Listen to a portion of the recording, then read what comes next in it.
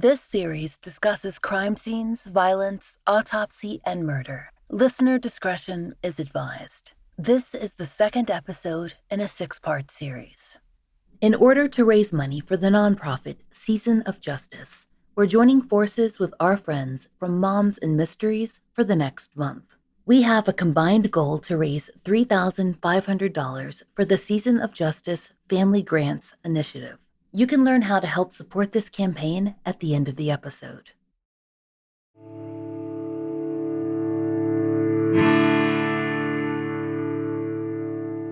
This is the Fall Line. Last time, we began in North Augusta, a town sitting on the edge of the Georgia line, just barely positioned into Aiken County, South Carolina. This area, in and around Aiken County, has been the setting for many of the cases featured in our show. 3 families in particular, the loved ones of Moses Williams, Larry Sanders Jr., and Travis Smith, have found themselves tied together in an alliance. They're regular attendees at demonstrations to draw attention to gun violence in the area and to raise awareness of cold cases. Our last episode focused on the early life of Travis Smith, who was born and raised in North Augusta. In September of 2012, his life revolved around a number of things: his plans to return to school, his efforts to rebuild a strong connection with his daughter, who turned 9 that April, and his part in caring for his maternal grandmother, who had dementia and needed someone to look out for her when Travis's mother was at work. He was also working in lawn care and spent his free time playing basketball with his best friend Desmond and with his other friends like Gerard and Walter, who you heard from last episode. As they told us, they viewed Travis as a mentor figure.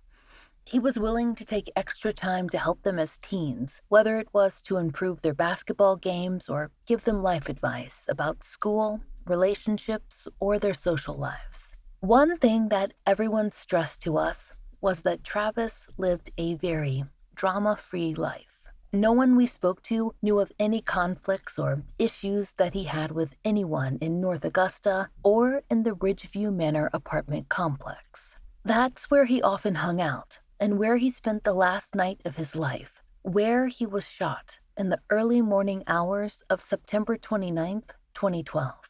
If you'll recall, that night, Travis was spending time with a new female acquaintance and some of his longtime friends outside an apartment on the ground floor of the complex. The apartment was rented by the woman and by a roommate with a child, so there were 3 residents in total. We told you last time that Travis's best friend, Desmond Wilson, said that he seemed a little off that night. He originally interviewed with our colleague Renetta DeBose from WJBF, and when we spoke with her, she summarized events this way. There's actually one friend who we spoke with, and he said that something wasn't right with his demeanor. He noticed that something odd was going on, the night leading up to his murder.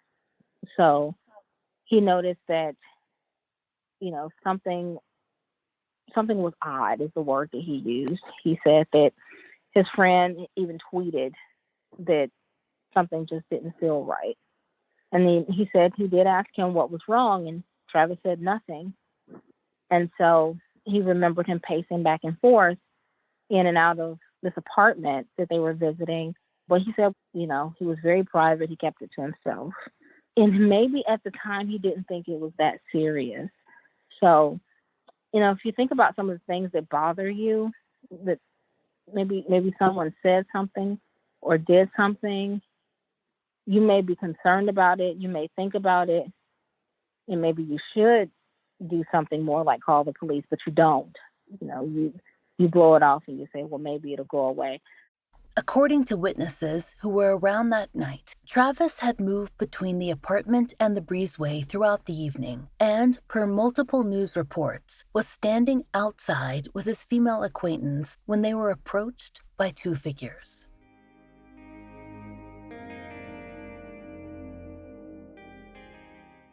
According to the Augusta Chronicle, quote, a witness said she was talking with Smith in the breezeway in front of an apartment when 2 men in hooded sweatshirts walked up. It's never made clear in any of the articles we read why precisely the female witness ran. She may have seen that the men had a weapon or weapons, or it could have simply been the fact that, as we noted last episode, the men had obscured their faces. The Chronicle reported that she ran for her apartment and that she heard what sounded like gunfire as she made it inside. According to the FOIA that we received, the official record from North Augusta Public Safety, or NAPS, begins at 2:47 a.m., when 5 officers responded to the Ridgeview Manor apartments, quote, in reference to shots fired. Now, it's not totally clear, but we believe that the call was made by Travis's female acquaintance versus her roommate. The caller initially said, quote, she heard a shot fired and was unsure if it came from within her apartment or outside. She stayed in communication with dispatch while officers were en route. While officers were en route, dispatch advised the complainant stated her door was unsecured. Officers approached on foot and found the door to the apartment ajar, but could not see inside, end quote. When the officers arrived, the report mentions that they could hear at least one woman crying. When the officers entered the apartment, they found her, quote, on the living room floor, on her hands and knees, crying. She was, per the report, quote, escorted to the door and out of the residence. That's when officers saw a second figure in the room, a person who seemed to be seated on the couch, but it was soon clear that the figure, Travis, had been shot. There was blood on the couch and, quote, his upper torso. Later, it would be mentioned that he had a bullet wound to the upper torso. An Augusta Chronicle article later noted that, quote, forensic testing had revealed that the weapon was either a .38 or .357 caliber. When police checked the rest of the apartment, they found a woman and child hiding in the back bedroom. They were safely evacuated. No one else was present. The report notes that when Travis was searched, he was found to be unarmed.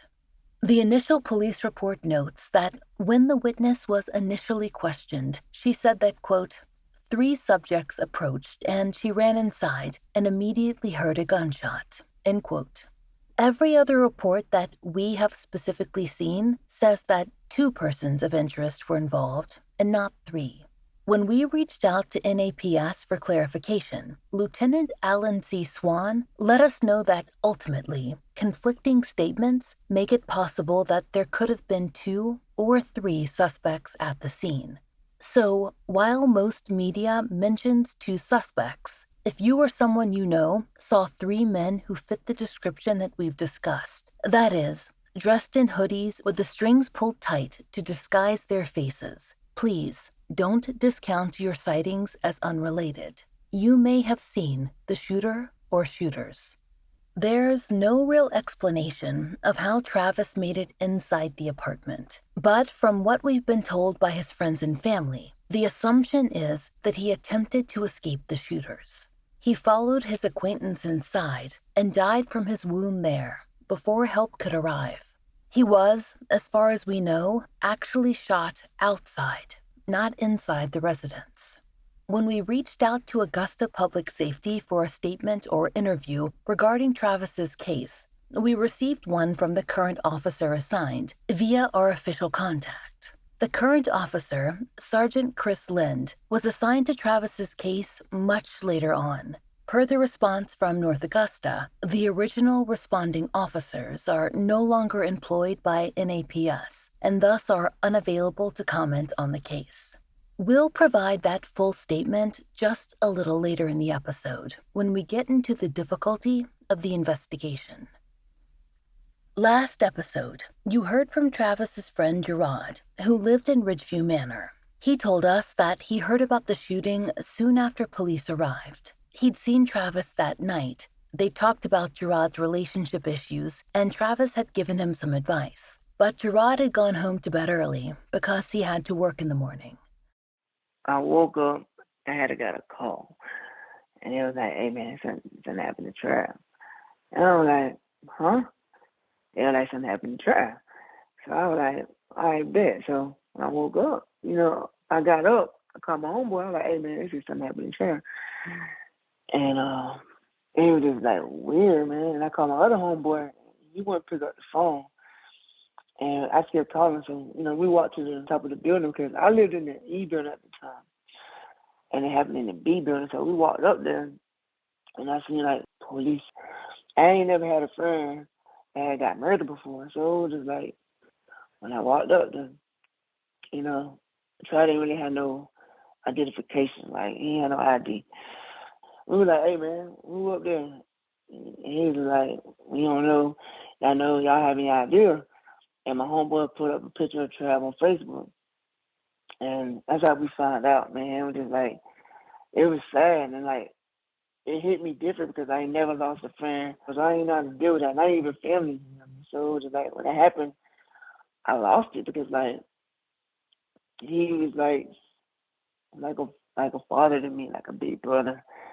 I was just lost.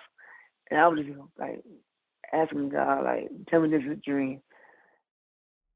As we told you last episode, Travis's older sister Taisha was at home in Aiken, asleep when he was shot. She was awoken by an early morning phone call from her aunt, who told her that she needed to get over to North Augusta immediately. At first, her aunt did not want to tell her why, but Taisha demanded to know, and her aunt broke the news. Travis had been shot, that he'd been killed. What Taisha can remember is that she just started screaming. She left her house as quickly as she could and headed for Ridgeview Manor, and when she arrived, police and emergency services were already on scene, and a crowd had gathered. And then that's when I seen all the people. It was a whole crowd of people just standing out there in the apartment complex. And I walked past and I just seen some of my family members out there, some of his friends, people who stayed in the apartment resident. And I just remember that scene. I think I stayed there until they brought the body out of the apartment, but I don't think I saw that because I think some of my family members were covering me so I wouldn't be able to see. Taisha's first concern was trying to understand what had happened, why Travis was there, who'd been present, and who had seen what. But now, even a decade later, that's been harder for his family and for police to put together than you might think. As we told you last episode, Taisha was not as familiar with Travis's friends as she'd been in the past, so it took her some time to track everyone down and speak to them. Friends like Gerard and Walter, who you heard from in this episode, and Travis's best friend Desmond, and still, they were not able to tell her much. Desmond, Walter, and Gerard all told us the same thing that they told Taisha then. They didn't know of any issues that Travis was having, and they'd never met the female acquaintance who called police before that evening. And Taisha still has not been able to establish anything further about their relationship. It is noted, though, in an Aiken Standard article from November 2012 that, quote, the public safety director said that they had looked closely at the young woman who was with Smith and they had cleared her of involvement. That same article establishes the major issues that have plagued Travis's case from its first hours to present day, the precise detail of the order of events, and the motive for his shooting. As Taisha explained to us, so we really don't know what happened. We just know, like, from, I guess, what the girls told the police, that the two men approached them, started shooting with hoodies on, and the rest pretty much is a blur.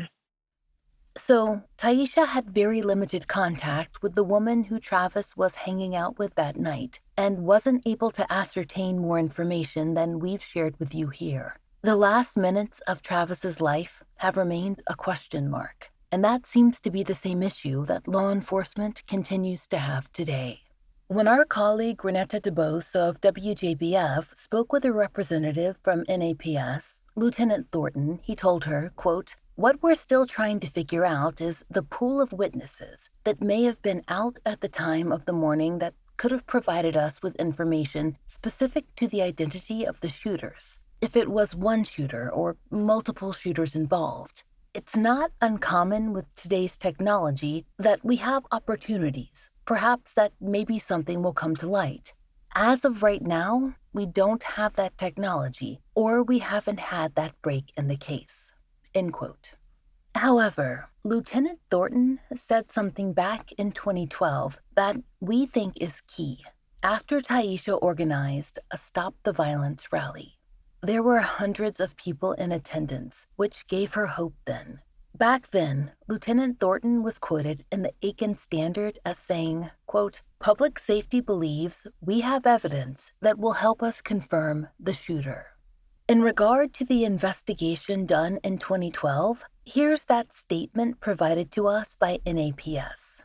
Our only alteration to this statement is to omit the specific apartment number to protect the privacy of possible current residents. Quote, on 9/29/2012, at approximately 02:47 hours, NAPS responded to 419 Bradleyville Road, Ridgeview Manor Apartments, in reference to a shooting that occurred. Upon arriving on scene, officers located the victim, Travis Smith, deceased on the couch in the living room area.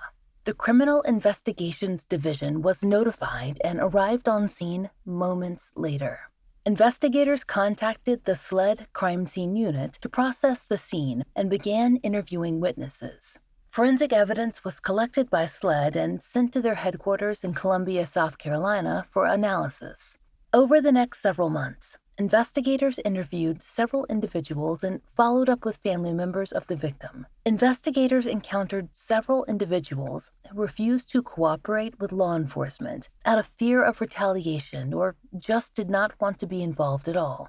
Investigators received possible leads regarding a suspect or suspects and conducted interviews of these subjects. Throughout the investigation, no substantial leads or evidence were produced to positively identify and charge an individual with the murder of Mr. Smith. Over time, the case went cold. Investigators continued to follow any possible leads in this case. North Augusta Public Safety produced press releases and sought assistance from Crime Stoppers of the Midlands in hopes of obtaining further information. North Augusta Department of Public Safety will continue to follow any and all leads pertaining to this case. If anyone has any new information that could lead to an arrest, they are encouraged to contact Criminal Investigations Division at 803-441-4274. End quote.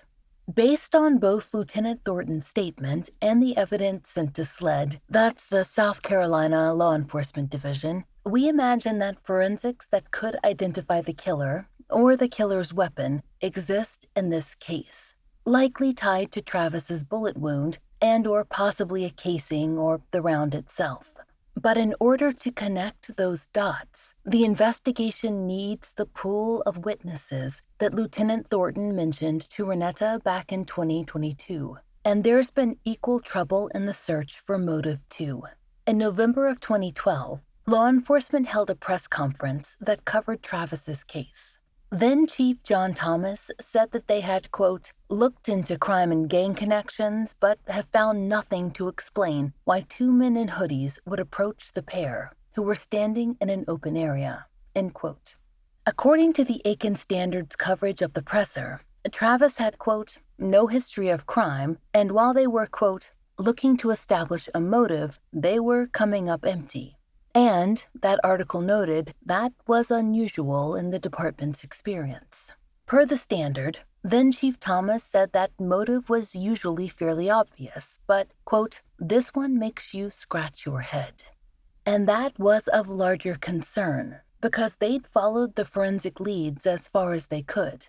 As then Chief Thomas pointed out in a press conference, quote, it's almost like it was calculated and planned. We just can't figure out where they came from or what the intent of doing harm to this individual was. For some reason, there's information out there that people are reluctant to give us, and I really don't understand why. Desmond, Travis's best friend, thinks that the shooting might well have been connected to Travis's unease that night, but he has no way to tell for sure. A $1,000 reward was offered in the case, but per numerous news outlets, that offer did not result in resolution. And there was some talk that Travis's murder could have been random, maybe a robbery cut short when he somehow made his way inside the house, or even a case of mistaken identity. No one can say for sure. And that is what bothers Taisha the most. Within days of Travis's murder, she began working to help solve the crime herself, and she still doesn't have answers. That's really what makes it hard, too, because, it's always going to be hard losing someone you love so suddenly and so unexpected. But when you have no answers, you have no clue as to why this random act happened. You don't know anything about the night. But that's the frustrating part. We'd just like to know, why, what happened, was it a mistake? Let us know so we can understand the situation, That's what just really makes it hard without not knowing anything at all. It's just cold. There's no leads, nothing to go on. We don't know why. We don't know who. We don't know if this was a random act or we just really don't know. We know nothing at all. Did they think he was someone else, or was it the wrong place at the wrong time, or was it just some lunatic out there who just decided to do this? Or because being with his demeanor, his character, he didn't go around, bullying people or looking for confrontations or, starting trouble. It was not in his character because, some people can be in situations where they're the aggressor or they're picking on people or bothering people and, they don't have a good reputation. They have bad blood, but he didn't have bad blood with anybody. So that's why it was so surprising when this happened, because we were like, why would somebody do this? Because everybody knows the kind of person he is and everybody knows he doesn't bother anyone. So why would this happen? That's the puzzling part. Taisha's worry is that as the years go on, it's more difficult to investigate her brother's death, that the first 48 hours were probably the most important, and she doesn't know what was and wasn't discovered all those years ago. But she is sure that there are people in her community who must know something, who were witnesses to the actual shooting or found out about it afterward. That, she says, is how her brother's case is going to get solved. Without leads developed in the initial weeks, they need people willing to come forward and to say something. If you know anything, even if you don't even think it's significant, because some people might have saw something and they'd be like, well, no, that don't matter. That ain't nothing. Or, just anything you can think of that may just, because the little smallest thing might be something that might jumpstart or might, turn on a light bulb, and somebody be like, well, I saw the same thing. If it was a mistake, maybe something, and you want to come forward and clear yourself, I didn't mean for this to happen. He wasn't the person that it was meant for. Just let someone know. We need to know what happened to our loved one. But Taisha knows that people will forget. She knows about the news cycle and the fact that there have been more murders in North Augusta and Aiken County since Travis died.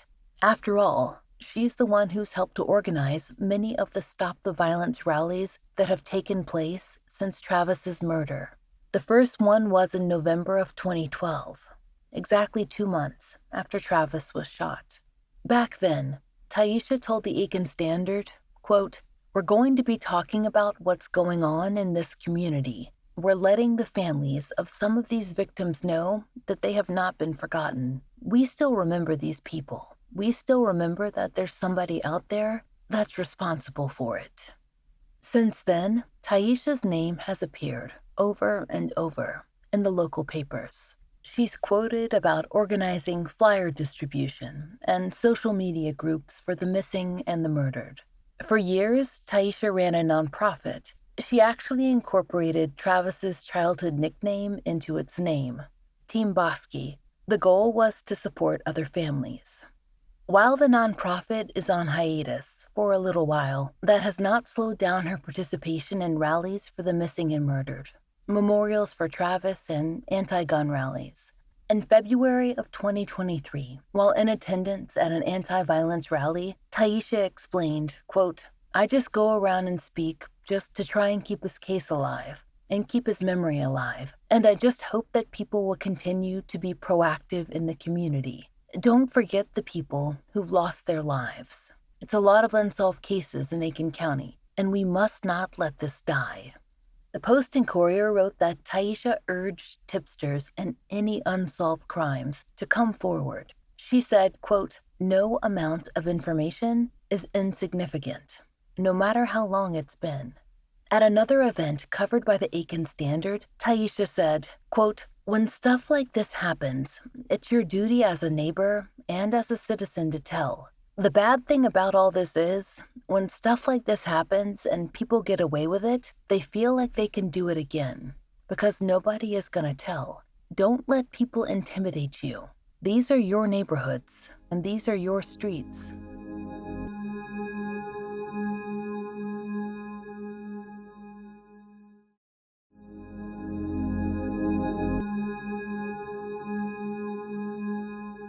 When we were working on this episode, we were fact-checking with Taisha via text. She apologized for taking a while to get back to us one afternoon because she'd been to an anti-gun violence event. This cause has simply become part of her life. The subject of gun violence has become really dear to my heart, especially other unsolved cases in the area. And I've been in contact with people who have loved ones who still haven't had justice. And there's another purpose, too, keeping Travis's face in front of the news cameras so that his story gets run every time Taisha can manage it. She carries his photo to rallies, wears t-shirts featuring his face. She tells his story. The point is to remind people not only of Travis, but that he has a family. Taisha told us that she finds it frustrating that her brother could spend so much time in the community, but that no one has come forward to share what they know, because someone has to know something.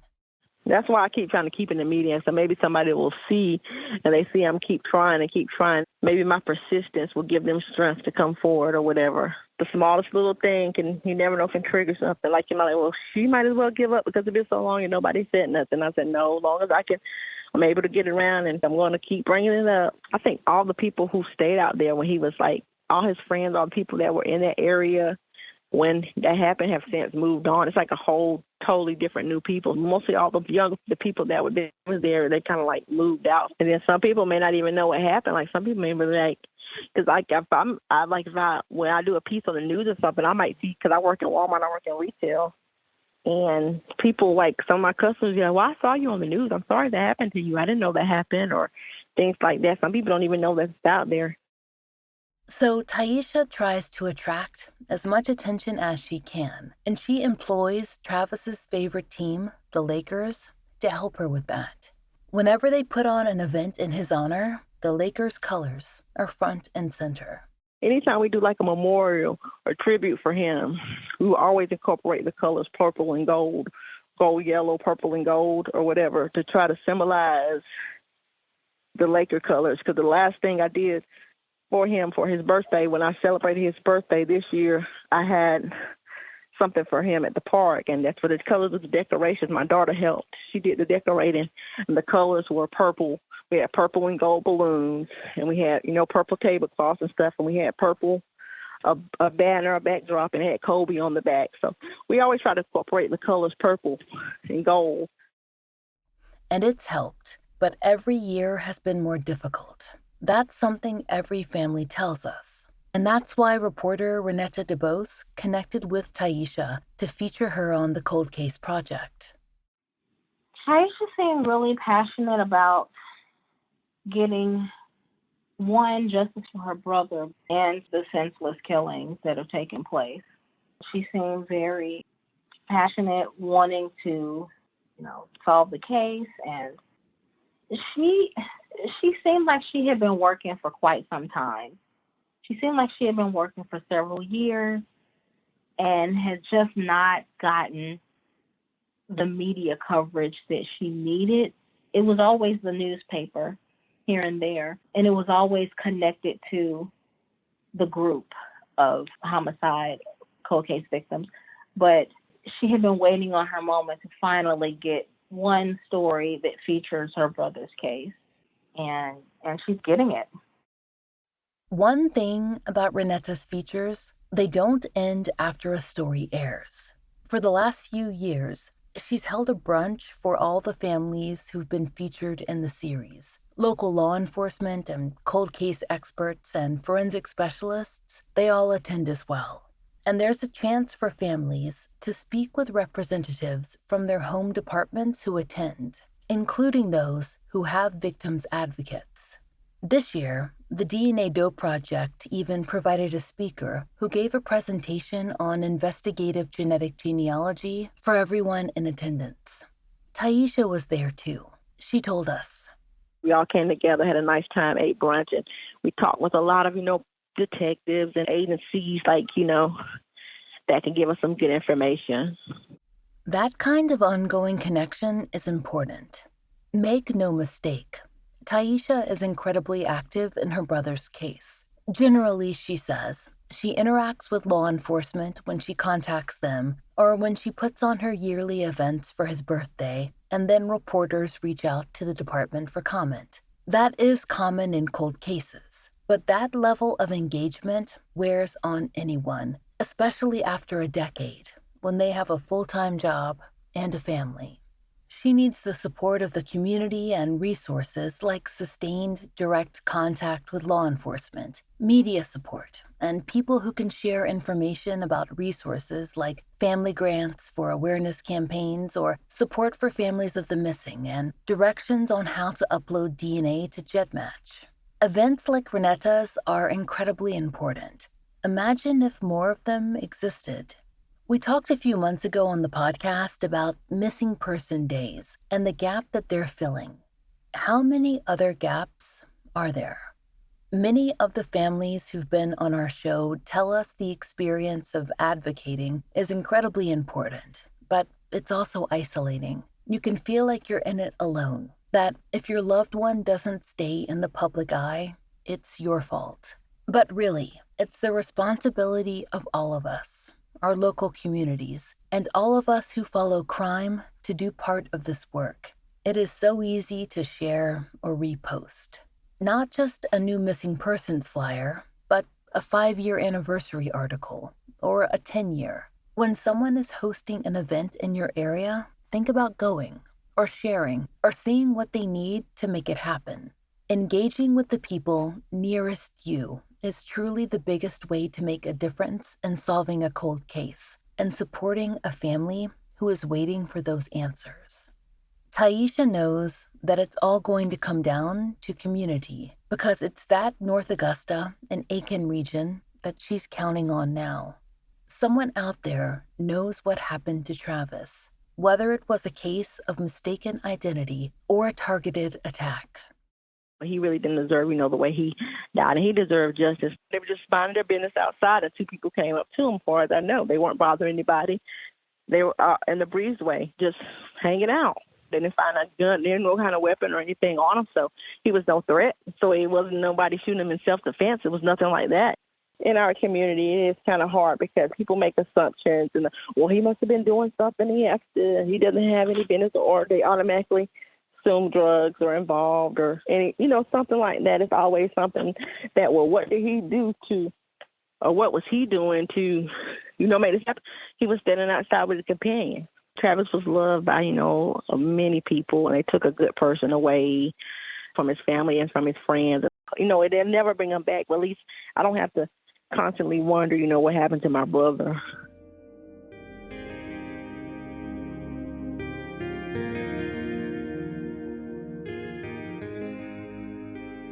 Travis's daughter, who was only 9 when he died, graduated with honors last year. Taisha knows that he would have been very proud. She's angry too, though, that he's missed out on so much. If you have any information regarding the murder of Travis Smith, please call North Augusta Public Safety at 803-279-2121. You can also call Crime Stoppers of the Midlands. They will pass the tip on, but according to our communication with NAPS, Crime Stoppers is no longer offering rewards for tips in their area. Next time on the Fall Line, we're heading to Middle Georgia, to the tiny town of Tennell. That's where Sonia Tukes disappeared in 2004. If you know of a case that should be featured on the Fall Line, there's a link to our case submission form in the show notes. And thank you for listening. The Fall Line is an independent show, and we appreciate listener support. It allows us to do research, obtain FOIA, pay our content advisors, and support and donate to the causes we care about. If you try out the products that we advertise, please use our sponsor codes. It really helps. And please take a moment to rate and review our show in your podcast app of choice. And if you're interested in pre-ordering my book, which covers years in my life working on a Jane Doe case and explores the world of forensic scientists who resolve unidentified persons cases, you can find that link in our show notes. The book is called Lay Them to Rest, and it's out this October.